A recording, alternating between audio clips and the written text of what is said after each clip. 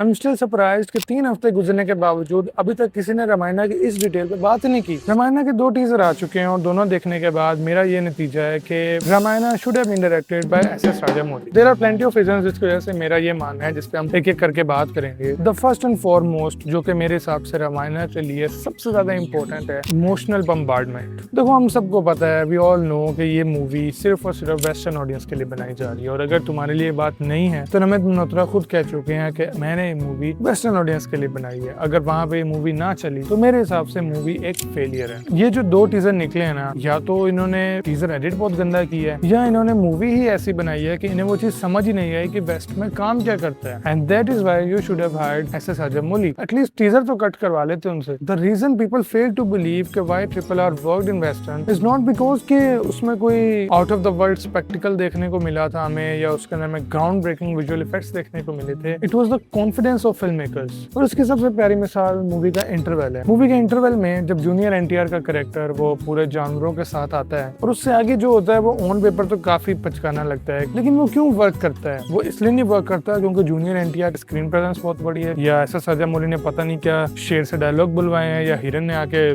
सलमान भाई को कूटा है। Sorry.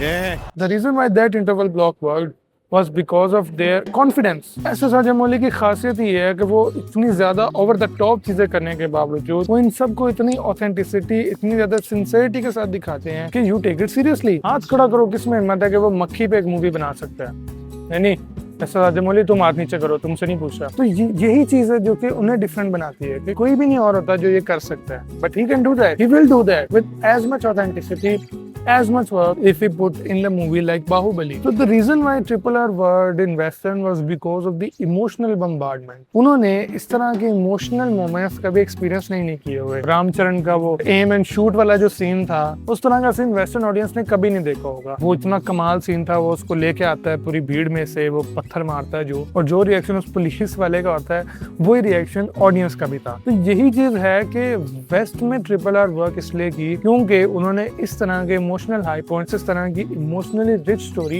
एक्सपीरियंस नहीं की थी, और यही चीज रामायणा को करने की जरूरत थी। रामायणा अपने आप को वेस्टर्न ऑडियंस के सामने सेल करना तो चाहता है, लेकिन किन बेसिस पे कर रहा है? अपने स्पेक्टिकल की बेसिस पे। लेकिन वेस्ट में स्पेक्टिकल की कमी नहीं है। वेस्टर्न ऑडियंस से ज्यादा स्पेक्टिकल किसी ने देखा ही नहीं है। उन्होंने एवाटार एक्सपीरियंस किया, उन्होंने टाइटैनिक एक्सपीरियंस किया, उन्होंने गॉडफादर एक्सपीरियंस किया, उन्होंने एवेंजर्स एंड गेम एक्सपीरियंस किया। तो स्पेक्टिकल में तुम ऐसा कुछ नहीं दे सकते कि जो उन्होंने पहले नहीं देखा होगा। और यहीं पे डिफरेंट क्या हो सकता था was their emotionally rich story. Don't get me wrong, Ramayana I believe has a perfect blend of spectacle and intimate storytelling. और यहीं पे इन्हें टीजर को, ट्रेलर को इस तरह से कट करना चाहिए था जो कि ना सिर्फ स्पेक्टिकल दिखाता बल्कि मूवी की इमोशनल रिचनेस भी दिखाता। और ये चीज मैं सिर्फ अपने दावे पे नहीं कह रहा। देखो, जो काम किया मुझसे भी बात करेंगे, जहाँ से पूरा ट्रेंड शुरू हुआ है वेस्ट में जाने वाला, RRR का टीजर देख लो तुम। है तो वो कोई 25-30 सेकंड का, लेकिन उसके अंदर भी उन्होंने स्पेक्टिकल के साथ साथ लोगों के रिएक्शंस, लोगों के इमोशंस वो भी दिखाए हैं। और एस.एस. राजामौली की यही खासियत है कि वो किसी भी इमोशन को सेल करने के लिए ऑडियंस पे रिएक्शन दिखाते हैं, क्योंकि किसी इंसान के एक्सप्रेशन देख के आप ज्यादा अच्छे से समझ पाते हो कि what you are supposed to feel. इसलिए तो अगर बहुत सारे लोग हंस रहे हो तो तुम भी हंसने लग जाते हो, या बहुत सारे लोग रो रहे हो तो तुम भी रोने लग जाते हो। और यही चीज थी जो कि रामायणा को करनी चाहिए थी। उन्हें अपने टीजर में ना सिर्फ स्पेक्टिकल दिखाना चाहिए था, बल्कि अपनी मूवी की इमोशनली कोर स्ट्रेंथ भी दिखानी चाहिए थी।